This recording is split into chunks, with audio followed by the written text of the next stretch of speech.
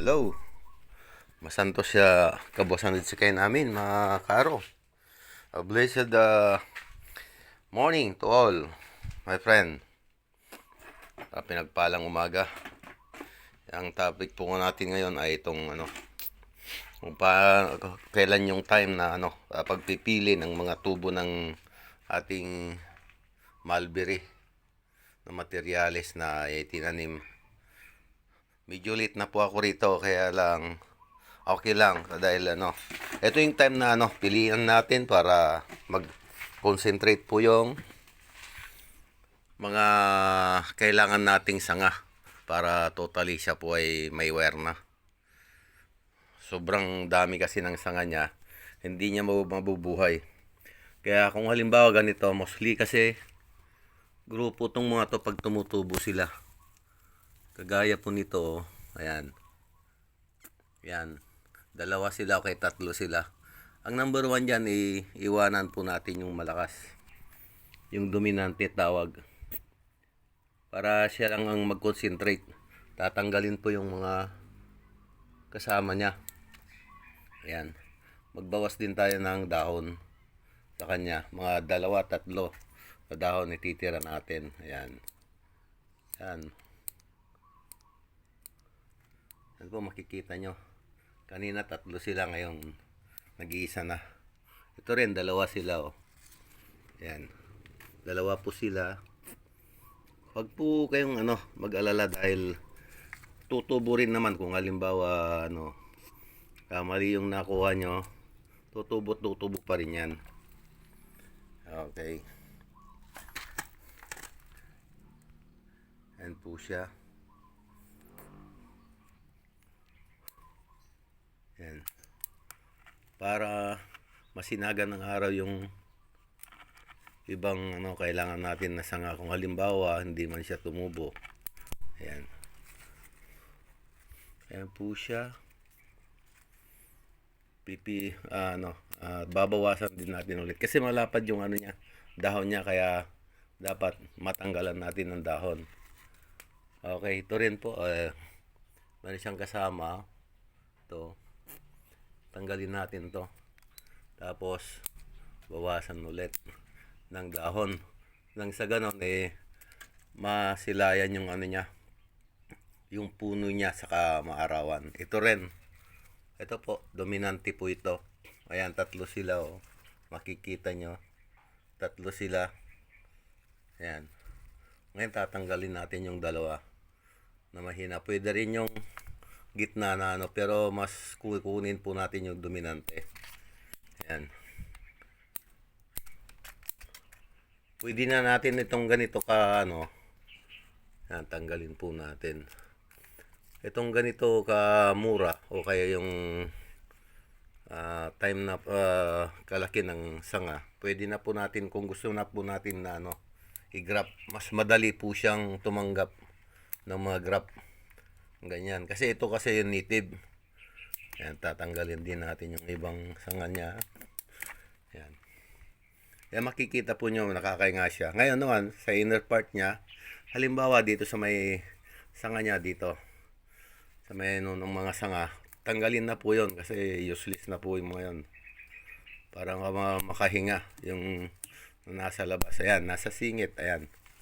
Makikita po nyo, nasa singit. O kaya na sa gitna ng sanga yan, tanggalin na po natin. Kasi wala na rin po yan. Ayan. Ito rin. Wala na rin yun. Ayan. Ayan po. Bawasan natin ang ayan.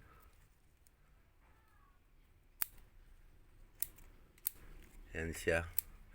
Minsan kasi pag hindi nabawasan ng ganito, namamatay yung mas mahina na sanga na kailangan natin. Ayan.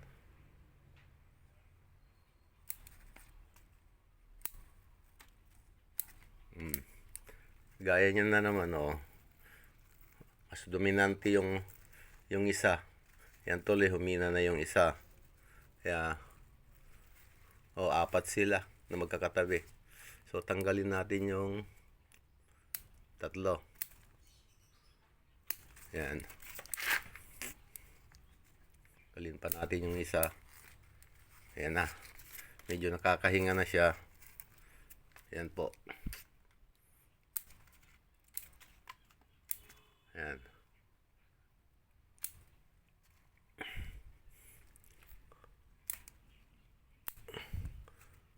Ayan.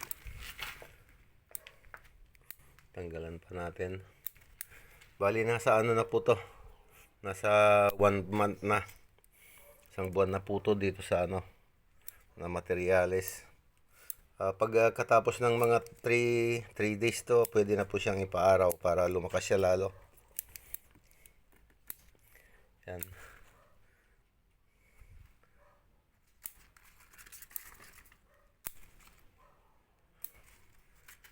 Yan po siya.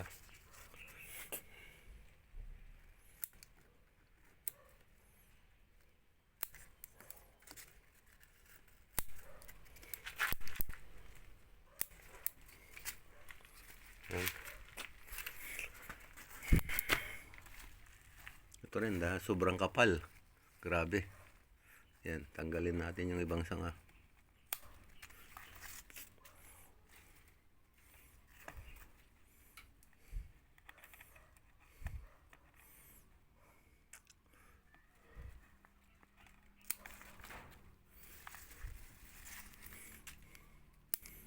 Yan.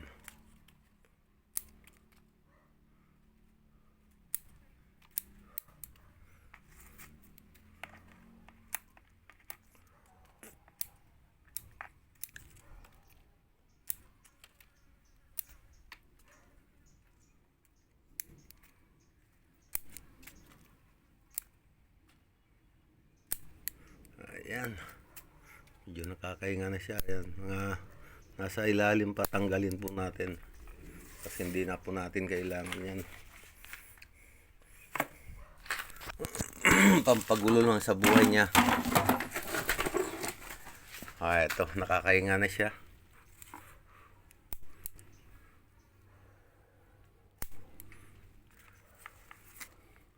Ito rin po. Pipilian na rin po natin.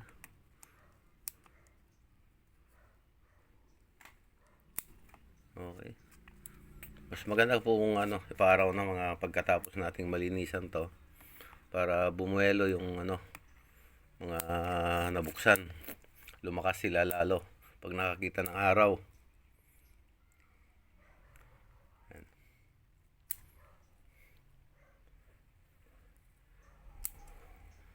Ayan.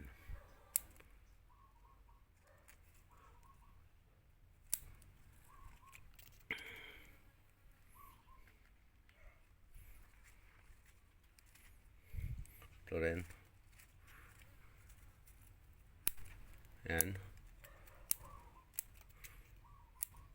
Po siya, nakakahinga na siya. Mararamdaman mo pag ano pag parang nakakahinga yung halaman. Parang tao din. Kita mo na nabuksan yung ano, nakakahinga sila. Yan, maliwalas na yung ano. Yan. Kasi malalapad din ang dahon nito. Kailangan matanggal yung mga malalapad para hindi maliliman yung mga mas mababa pa sa kanila. Yan, mga dominante po lahat to. Yan po. Yan. Nasa ilalim ito. Tanggalin natin yung isa. Kailangan natin. Kasi sa ilalim kasi umiikot po kasi ang ugat nito o kaya puno nito. Kaya hindi mo natin na inilabas kasi may kailangan siyang buhayin. Meron siyang ugat na hinahabol ko na para mabuhay lang itong puno kasi sayang din itong materialis, napakaganda niya pag nailabas to. Yung puno niya, paikot-ikot po ito kasi. Yan. Yan na, nakahinga na siya. Ito rin. Itanggalin na natin tong isa. Hindi natin kailangan yan. Yan.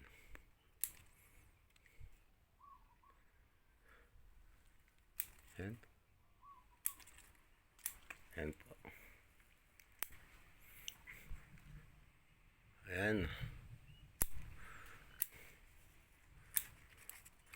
Okay po. Update ko po kayo. Salamat po sa panunod. Okay, maraming salamat po. Pinagpalang hapon po, umaga sa inyong lahat. Mga kaibigan, mga kaaro. Bye-bye.